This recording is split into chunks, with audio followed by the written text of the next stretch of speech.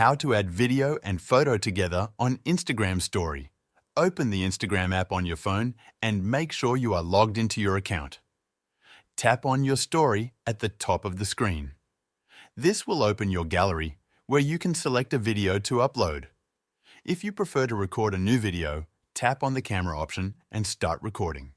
Once you have your video, adjust its size by pinching and dragging it on the screen.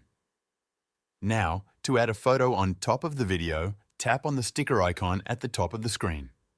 From the sticker options, select the photo sticker. This will open your gallery again, allowing you to choose a photo to add. Tap on the photo you want, and it will appear on the screen.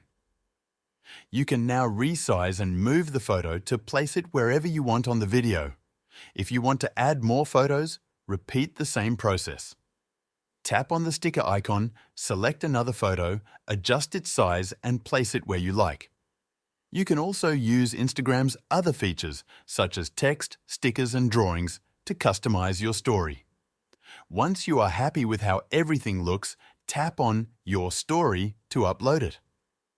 Your story will now include both a video and a photo in the same post. That's how to add video and photo together on Instagram Story.